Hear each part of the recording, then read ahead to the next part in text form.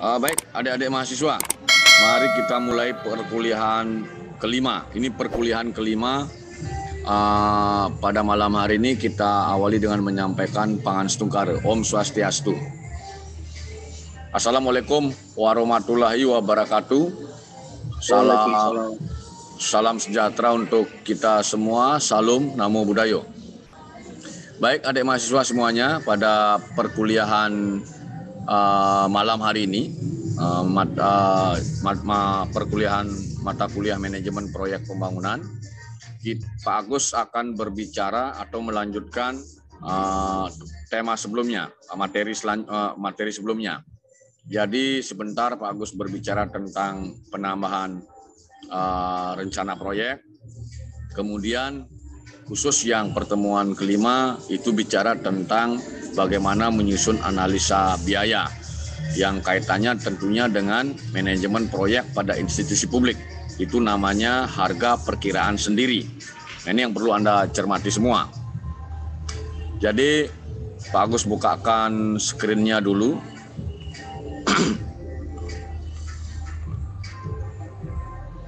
Oke, terbaca oleh kalian? Terbaca ya? Terbaca, Pak. Yang ingin saya tegaskan kepada Anda semua, jurusan Anda ini ilmu administrasi negara yang sekarang sedang diproses perubahannya menjadi administrasi publik. Administrasi publik berarti nantinya kalian akan diproyeksikan untuk menjadi administrator, sehingga pengetahuan tentang manajemen proyek pembangunan ini sangat penting atau sangat perlu. Tetapi ini sebenarnya bungkus-bungkus luarnya saja, karena teknis yang lebih detail lagi itu sudah merupakan bagian daripada ilmu teknik. Artinya Anda diarahkan untuk memahami secara makro bagaimana memanage sebuah proyek atau tidak hanya satu proyek atau banyak proyek. Ya. Nah, berkaitan dengan itu, yang ingin kembali saya tegaskan kepada Anda semua, karena Anda nanti akan menjadi administrator, kemudian pengambil kebijakan.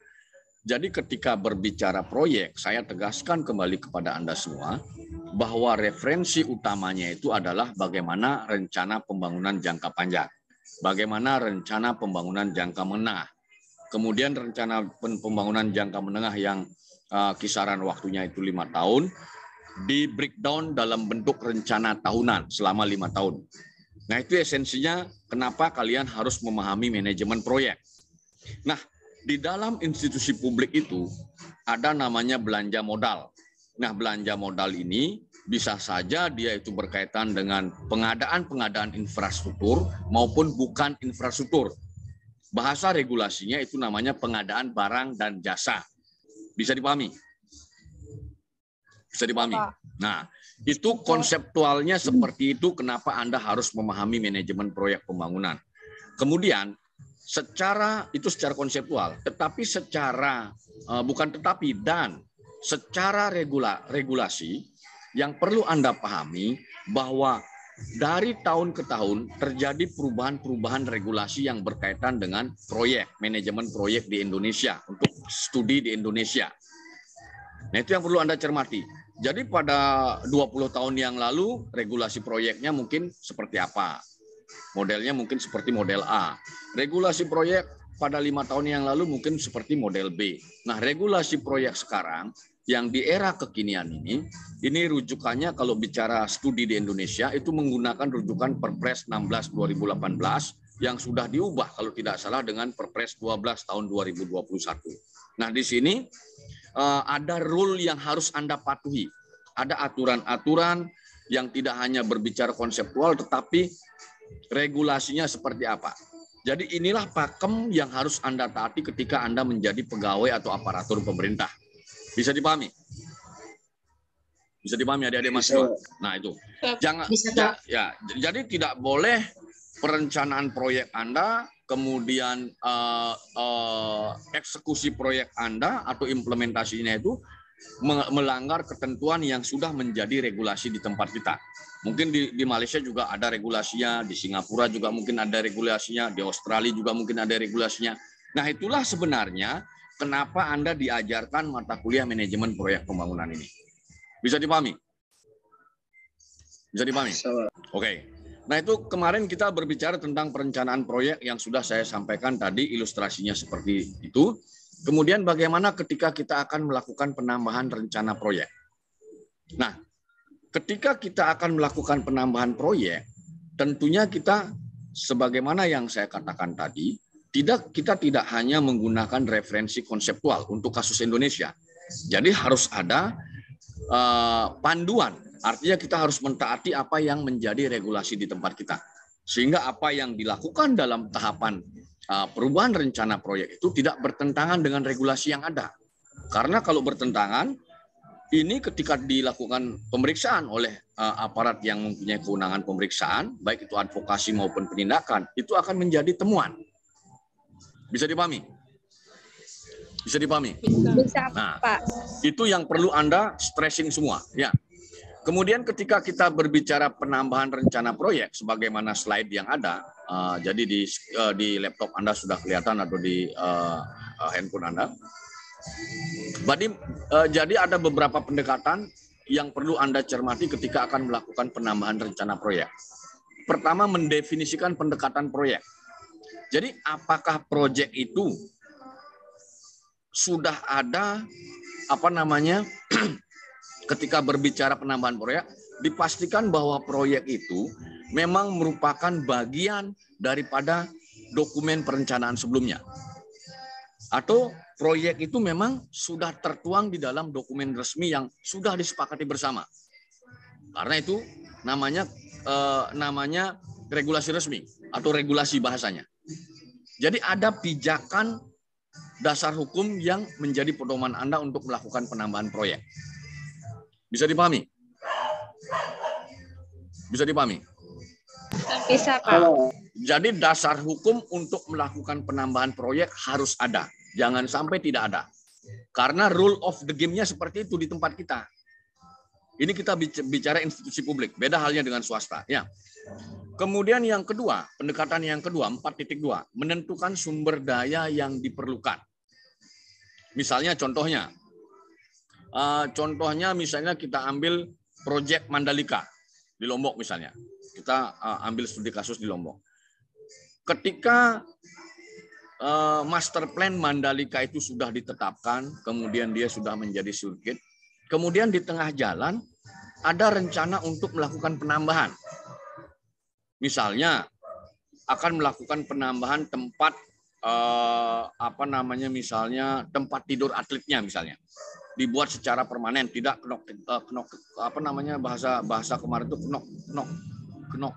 knockdown apa namanya ya. Nah, knockdown itu ya. Tidak menggunakan penginapan model knockdown. Jadi akan membuat bangunan untuk atlet yang permanen. Nah, yang perlu dicermati, apakah ruang untuk melakukan perubahan regulasi atau perubahan yang berkaitan dengan penambahan proyek itu ada dasar hukumnya. Jadi ketika ada dasar hukumnya, barulah direncanakan bagaimana mendesain penambahan proyek itu. Bisa dipahami? Jadi kata kunci di sana harus ada dasar hukum, ruang untuk melakukan penambahan proyek. Bisa dipahami? Pak. Ya, silakan. Jika kasusnya seperti itu, studi kasusnya seperti itu, dasar hukumnya apa kira-kira, Pak? Nah, ketika kita berbicara contoh kasus Mandalika ini paling tidak master plan-nya itu paling rendah yang digunakan regulasi untuk kasus Indonesia, misalnya studi di Indonesia, paling tidak dia menggunakan Perpres. Jadi kalau master plan Mandalika menggunakan Perpres, berarti minimal penambahan proyek ini harus dengan Perpres. Itu contoh misalnya yang menggunakan peraturan presiden. Nah, misalnya contoh di Bali misalnya. Sekarang Pak Gubernur membuat museum di kawasan Tukadunde. Nah, dia menggunakan regulasi misalnya keputusan atau peraturan Gubernur Bali. Apabila proyek itu menggunakan peraturan Gubernur Bali, katakanlah Pak Koster sudah membuat museum. Kemudian di master plan itu belum tertuang akomodasi untuk hotel, tamu-tamu mungkin yang menginap di sekitar museum. Ada rencana untuk menambah untuk penginapan di sana atau berbentuk villa misalnya. Nah, apabila di peraturan gubernur itu belum tertuang villa, itu tidak boleh ujuk-ujuk dibangun. Jadi peraturan gubernur itu harus dilakukan revisi. Apabila perubahan yang dibuat itu klausul-klausulnya kurang dari 50% dari jumlah pasal yang di peraturan gubernur, maka itu bisa menggunakan perubahan peraturan gubernur.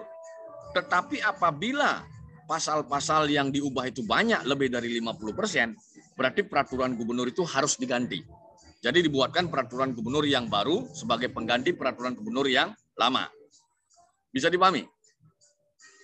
Bisa dipahami? Bisa, Pak. Nah, hal-hal inilah yang sebenarnya yang perlu Anda ketahui sebagai calon administrator berkaitan dengan bagaimana melakukan penambahan rencana proyek. Ini pendekatan administrasi publik. Bisa dipahami? Bisa, Pak. Nah, kemudian pendekatan yang berikutnya menentukan sumber daya yang diperlukan. Nah, berkaitan dengan penambahan rencana proyek, hal yang paling mendasar sekali tentunya kita menggunakan pendekatan sumber daya. Kalau sumber daya berarti kan unsur-unsur manajemen. Apakah manusianya itu sudah siap? Apakah SDM baik yang akan melakukan perubahan rencana proyek, kemudian orang-orang yang ada di sekitar proyek, itu sudah siap. Termasuk orang-orang yang akan mengeksekusi atau melaksanakan proyek. Jadi rekanan-rekanan itu apakah memungkinkan? Katakanlah kita menginginkan rekanan yang melaksanakan kegiatan di rekanan yang ada di Bali misalnya. Apakah siap? Kalau rekanan-rekanan yang ada di Bali misalnya kompetensinya belum maksimal, belum bagus, kemungkinan besar ketika rencana itu dilakukan perubahan dan memiliki spesifikasi proyek yang rumit, bisa jadi yang memenangkan lelang atau tender itu perusahaan dari luar Bali. Konsekuensinya seperti itu. Bisa dipahami? Nah, itu ketika kita berbicara sumber daya, khususnya tentang personil atau manusia. Kemudian bagaimana dengan anggarannya? Ketika misalnya studi di Bali misalnya, kita membuat museum, ingin melakukan perubahan peraturan gubernur, menambah villa misalnya, apakah kira-kira anggaran tahun depan atau 2 tahun lagi itu ada, tersedia? Sementara pada hari ini, fakta yang kita temukan di lapangan, hampir semua daerah, hampir semua Pemda, APBD-nya itu melorot sampai kisaran 30-40%, berkurang bahasanya. Jadi kemungkinan besar, slot atau porsi belanja modalnya akan turun semua. Ini yang perlu dicermati oleh kalian semua ketika Anda menjadi administrator atau aparatur. Bagaimana ketersediaan anggaran itu. Kemudian yang berkaitan dengan sarana prasarana. Apakah ketika akan melakukan perubahan rencana proyek itu sarana prasarana yang dibutuhkan itu ada? Misalnya kita akan membangun villa dengan desain bangunan Bali. Kemudian ada di dalamnya itu interior-interior yang berkaitan dengan kebudayaan Bali. Contohnya misalnya membutuhkan bambu petung yang besar-besar dalam jumlah besar, dalam jumlah banyak. Kira-kira apakah ada tersedia sarana prasarana itu? Nah, itu yang perlu dipikirkan. Kemudian yang berikutnya pendekatan sumber daya, ya ketika kita berbicara sumber daya, ada juga di sana standar operasional. Kompetensi, standar operasional bagaimana? Apakah perusahaan-perusahaan, rekanan-rekanan yang ada di tempat kita itu atau yang ada di Indonesia ini, ISO-nya sudah bagus, grade mereka sudah bagus. Jangan sampai misalnya kalau kita melihat misalnya usaha-usaha pertambangan yang milik BUMN dulu sebelum reformasi, itu banyak perusahaan-perusahaan justru perusahaan luar yang mengerjakan tambang-tambang kita. Ini kan merugikan kita. Contohnya misalnya seperti itu. Jadi kalau misalnya kita membuat perubahan proyek di Tukadunde itu, museum itu misalnya, apakah kerumitan pekerjaan yang direncanakan itu mampu kita selesaikan? Mampu dikerjakan oleh orang-orang yang ada di tingkat lokal. Paling tidak yang nasional ini. Bisa dipahami? Bisa dipahami adik-adik? Bisa, Pak. Contoh misalnya, katakanlah di Bali di Museum Unde itu, mau rencana tempat museum itu. Misalnya mau buat tempat makan di bawah laut misalnya, seperti yang di Coral di Kepensky itu. Bisa nggak orang-orang rekanan-rekanan kita mengerjakan itu? Bisa nggak tenaga-tenaga ahli kita mengerjakan yang seperti itu? Nah itu yang berkaitan dengan sumber daya yang diperlukan ketika kita akan melakukan penambahan proyek. Apabila unsur-unsur tadi rasanya belum mampu atau belum mampu kita penuhi atau belum mencukupi untuk kita lakukan, rasanya lebih baik ditunda saja penambahan proyek itu. Apalagi kalau berkaitan dengan sumber daya manusia dan anggaran. Bisa dipahami? Bisa, Pak. Oke. Sampai di sini ada yang kalian tanyakan? Silakan. Silakan. Ada yang mau bertanya? Sebentar, bagus ambil kertas dulu.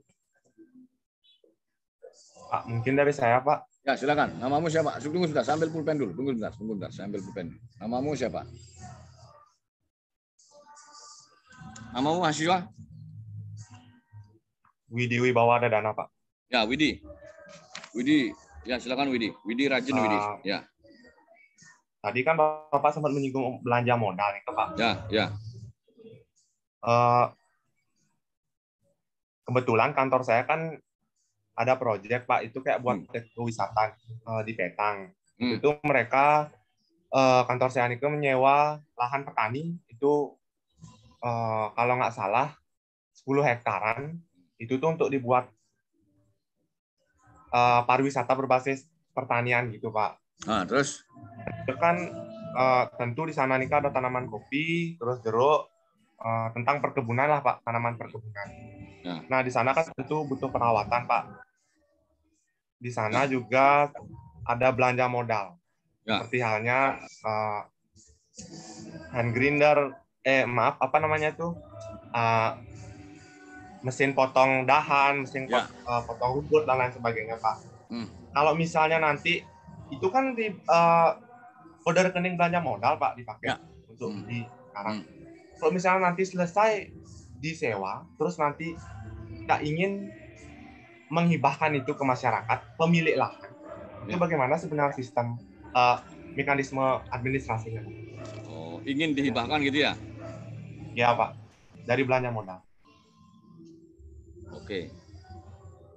Saya jawab dulu ini ya. Ini pertanyaannya kaitannya dengan pengelolaan aset. Ya, pengelolaan aset negara dan aset daerah. Ini kalau tidak pernah tahu bergelut dengan pemerintah mungkin akan sulit menjawab. Ya. Jadi pertanyaanmu bagus. Tolong yang lain dengarkan. Karena pasti di antara kalian akan ada yang menjadi aparatur pemerintah.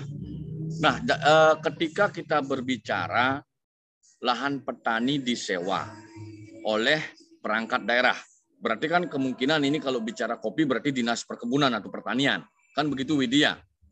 Iya, di dinas pertanian, Bapak. Ya, dinas pertanian. Berarti ketika menyewa itu, tetapi ketika membeli aset, ini menggunakan uangnya dinas pertanian. Tolong dicermati yang lain. Berarti dinas pertanian inilah yang mencatatkan aset-aset itu. Bisa dipahami? Apapun bentuknya, ya mulai dari yang paling besar barangnya, ini kan pengadaan barang dan jasa itu. Jadi pengadaan barang ini. Nah, ketika barang itu sudah dicatat sebagai aset milik dinas pertanian, ini berarti aset milik pemerintah daerah. Nah, ketika berbicara aset yang merupakan hasil pembelian dari uang APBD, baik itu aset bergerak maupun tidak bergerak, ini ada mekanisme penghapusannya, termasuk hibah. Tentunya kalau kita berbicara makro regulasi pemerintah daerah, pastinya ini harus memperoleh persetujuan dari DPRD selaku wakil rakyat. Bisa dipahami? Bisa dipahami? Bisa, Pak. Nah, jadi apapun aset yang dimiliki oleh pemerintah daerah, termasuk negara, ketika akan dihibahkan, ini harus berdasarkan persetujuan rakyat yang diwakili oleh DPRD. Tidak bisa ujuk-ujuk langsung diserahkan tanpa persetujuan wakil rakyat. Termasuk juga yang misalnya aset negara. Bisa dipahami, Widi? Bisa dipahami? Bisa, Bapak. Oke. Jadi pencatatannya harus, kemudian bagaimana itu mau dihibahkan, prosesnya itu ada mekanisme yang mengatur. Tentunya pasti ujungnya itu harus mendapat persetujuan rakyat yang diwakili oleh DPRD. Bisa dipahami? Bisa, Bapak. Oke. Ada yang lain yang bertanya? Silakan. Silakan. Mungkin dari saya, Pak. Ya, siapa namamu, mahasiswa? Haji Rahman, Pak. Haji Rahman, ya. Yang ingin saya tanyakan, biasanya kan kalau proyek itu berlangsung pembangunannya, biasanya kan sering mangkrak, Pak, Ya. pada saat tengah jalan. Ya. Tentunya kan biasanya proyek itu kan terhenti, Kak, Ya. pembangunannya. Terus kalau dan tidak tahu sampai kapan proyek itu akan dilanjutkan lagi. Ya. Biasanya masalah seperti itu penyebabnya apa sih, Pak? Dan bagaimana solusinya? Terima kasih, Pak. Pertanyaanmu bagus, ya. Tolong dicermati, tolong didengar lagi. Berulang-ulang kali saya katakan ini. Jadi kenapa proyek mangkrak? Ya, ini kemungkinan besar dan kerap penyebabnya dalam proses menentukan proyek apa yang mau dibuat ini. Biasanya dia tidak sinkron dengan dokumen rencana pembangunan jangka panjangnya. Dia kurang sinkron dengan rencana pembangunan jangka panjangnya, RPJP. Kemudian tentunya dia tidak sinkron dengan RPJM-nya, rencana pembangunan jangka menengahnya. Kemudian juga rentan disebabkan oleh perbedaan persepsi sang kepala daerah biasanya. Kepala daerah atau kepala institusi dengan apa yang menjadi aspirasi masyarakat. Ini penyebab utamanya. Eksekutif menginginkan lain, masyarakat menginginkan lain. Itu yang kedua penyebabnya. Yang ketiga, ini yang sering terjadi di lapangan. Pemerintah daerah, termasuk pemerintah atasan, kelemahan mereka sebenarnya, kelemahan institusi kita katakanlah, dalam tahapan melakukan identifikasi masalah. Seharusnya yang namanya identifikasi masalah itu adalah betul-betul apa yang menjadi masalah publik. Apa yang menjadi masalah masyarakat berkaitan dengan urusan-urusan dasarnya. Mulai dari itu urusan pendidikan, urusan kesehatan, urusan perumahan permukiman, kemudian urusan transportasi, jalan ini biasanya penghubung, atau jembatan-jembatan. Di titik inilah kerap terjadi masalah. Bisa dikatakan kepiawaian kita melakukan identifikasi masalah itu kurang. Jadi yang dicantumkan dalam dokumen perencanaan itu sebenarnya bukan masalah. Satu daerah. Bisa dipahami? Bisa dipahami? Bisa, Pak. Nanti Anda kalau KKN, kalau magang ke kantor-kantor pemerintah itu cek. Biasanya dokumen-dokumen mereka memiliki dokumen rencana kegiatan tahunan. Itu Anda nanti biasanya di bab 2 itu muncul nanti identifikasi masalah. Jadi Anda harus tahu apa yang menjadi masalah publik. Bukan masalah organisasi, bukan masalah institusi publiknya. Bisa dipahami, Pak Siraman? Bisa, Pak. Jadi yang harus Anda tekankan ketika berbicara identifikasi masalah dalam institusi publik, apa yang menjadi masalah publik senyatanya, bukan masalah organisasinya. Bisa dipahami? Ini masalah di negeri kita ini, ya.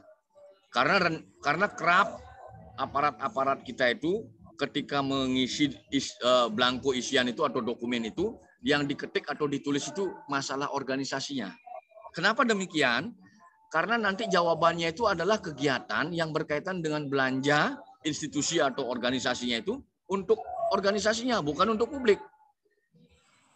Bisa dipahami? Bisa dipahami?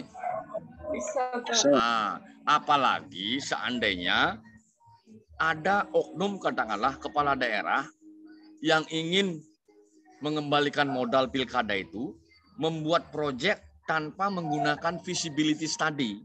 tanpa mempedomani RPJM-nya, tanpa mempedomani RPJP-nya. Karena orientasinya fee 10%. Bisa dipahami? Bisa. Makanya di tempat kita ini, di negeri kita ini banyak sekali proyek-proyek pemerintah itu yang kerap mangkrak. Bahkan ada yang tidak selesai. Selesai tapi tidak digunakan. Ya, bisa dipahami? Bisa, Pak. Kasih, Pak. Ya, ada lagi. Ada lagi sebelum saya lanjutkan. Mungkin saya ingin menambahkan, Pak. Ya, siapa ini? Siapa? Widi, Pak. Widi, ya lanjutkan Widi. Tadi kan Fauji nanya faktor apa yang menyebabkan mangkrak pembangunan itu, Pak. Ya. Yang sedang terjadi, yang saat ini sedang terjadi juga, Pak, yang di kantor Widi itu karena anggaran juga sih, Pak. Ya. Jadi kita tidak bisa melakukan pembangunan fisik karena terbatasnya anggaran. Jadi anggaran kita direfocusing untuk anggaran penanganan COVID-19. Mungkin itu sih dari Widi, Pak. Betul. Tetapi apabila itu menggunakan pendekatan feasibility study yang bagus, sebagaimana Pak Agus ceritakan minggu lalu, paling tidak kan kerugian-kerugian negara atau daerah itu bisa dihindari. Ya Pak ya? Ya Pak ya? Adik-adik mahasiswa? Studi kelayakan. Coba diulang, Pak. Ya. Jadi apabila feasibility study-nya jalan, yang 1 tahun sebelum dilakukan breakdown proyek itu harus ada studi kelayakan. Jadi apabila studi kelayakan itu dilakukan dengan baik, dengan rigid disusun, tentunya hal-hal yang sebagaimana dikatakan oleh Widi dengan Fauzi Rahman itu bisa dihindari seminimal mungkin, meskipun kita berada di masa pandemi. Bisa dipahami? Izin, Pak. Ya, silakan. Silakan. Namamu siapa? Martini, Pak. Martini, silakan. Kalau seumpamanya seperti COVID ini kan termasuk force major, Pak. Ya. Pertanyaanmu? Jadi kan mungkin studi kelayakannya 1-2 tahun sudah ketemu nih hasilnya. Tiba-tiba ada force major. Berarti kan harusnya ada perubahan, kalau seperti yang Widi bilang nih, dananya dialihkan atau direkonstruksi gitu.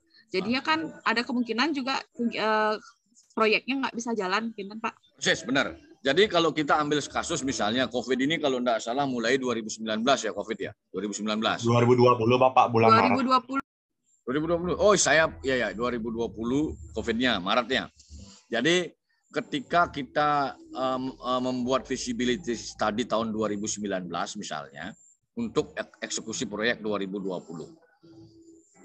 Ketika di tengah jalan, katakanlah di semester kedua, berarti sekitar bulan Juli itu setelah Juni Juli berarti itu ada regulasi refocusing anggaran. Ya ini tentunya berimplikasi terhadap perencanaan feasibility study yang kita buat tahun 2019. Karena post major memang. Nah ini tentunya memang bagi pemeriksa atau lembaga yang mengadvokasi untuk pembangunan di Indonesia BPKP itu, dia akan memaklumi masalah ini. Karena ini masalah bencana, post major bahasanya. Makanya di Indonesia keluar Undang-Undang Nomor 2 Tahun 2020 kalau tidak salah tentang pemberian kewenangan ekstraordinari kepada semua pengguna anggaran, mulai dari level yang paling rendah di desa sampai di kementerian. Bisa dipahami? Post major itu ada pengecualian, tetapi kita tidak berbicara hanya post major saja. Kita tidak hanya berbicara pada saat kasus post major, kita bicara normal. Bisa dipahami? Bisa dipahami? Ya, oke. Ada lagi, silakan. Silakan, mahasiswa. Apa lagi? Jika belum ada, Pak Agus lanjutkan. Kemudian ketika berbicara penambahan rencana proyek, tadi menggunakan pendekatan sumber daya sudah. Kemudian bagaimana stakeholder proyek? Apakah stakeholder proyek ini dalam proses feasibility study-nya sebelumnya itu sudah ada narasi-narasi atau fakta-fakta di lapangan seperti apa? Katakanlah bicara misalnya studi tentang rencana museum di Tukadunde. Bagaimana penyanding-penyanding di sana? Apakah mereka siap? Ya. Kemudian yang lebih menarik lagi mungkin kita kaji, misalnya kita cermati Mandalika misalnya.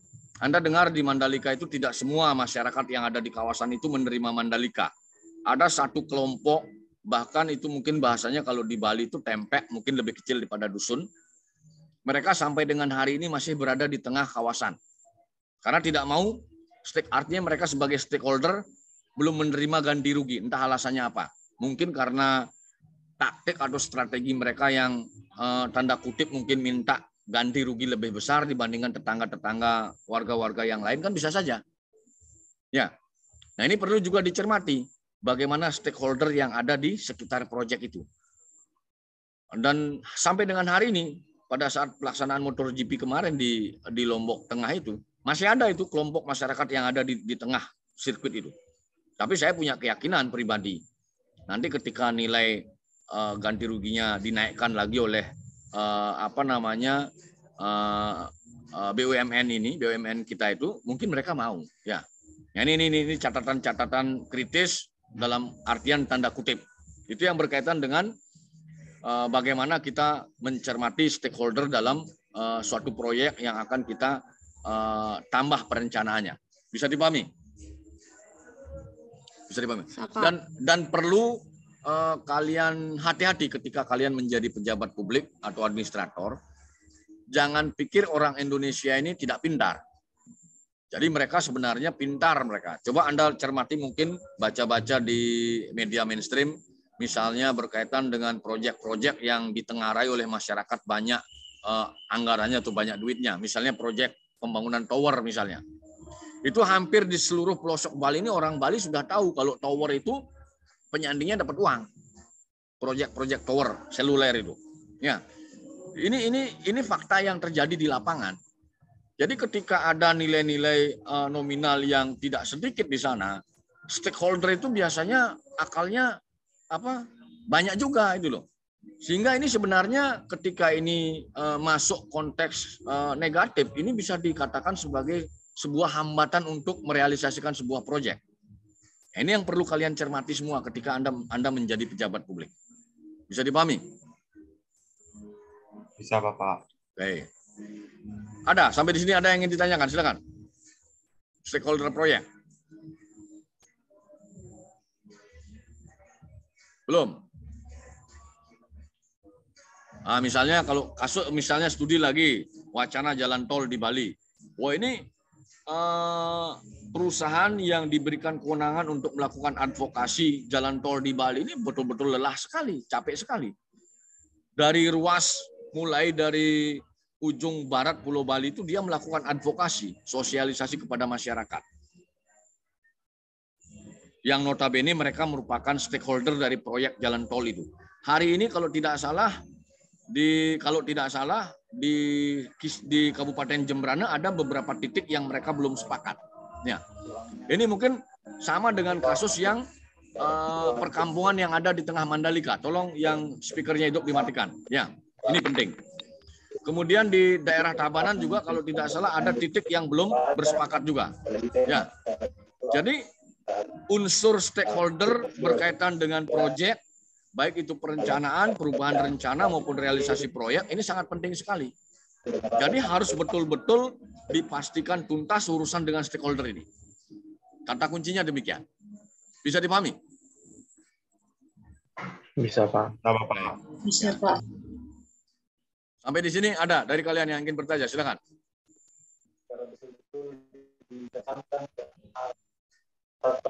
Oke. Adik-adik mahasiswa, karena waktu saya dibatasi, karena ini free bahasanya, sisa 1 menit. Saya kira pertemuan pada malam hari ini bisa kita sudahi, kita lanjutkan pada minggu depan. Sebelum saya tutup, saya minta kepada Korti pagi dan Korti sore untuk berkoordinasi berkaitan dengan rencana perkuliahan kita, mata kuliah yang lain pada hari Jumat besok jam 7 malam rencananya. Mudah-mudahan bisa ketemu waktumu dengan waktu saya untuk mengganti perkuliahan yang kemarin, hari Selasa. Demikian perkuliahan, Pak. Ya, silakan. Tadi sudah koordinasi, Pak. Kebetulan Bu Emma isi jam 8. Apa Bapak bisa 7, Pak. Boleh, jam 7 boleh. Oke. Setengah 7, Pak. Setengah 7, oke. Baik, Pak Agus buatkan linknya. Demikian adik-adik saya tutup dengan menyampaikan Prama Santi. Om, Santi, Om. Assalamualaikum warahmatullahi wabarakatuh. Selamat malam. Selamat malam, Pak. Selamat malam, Pak. Selamat malam.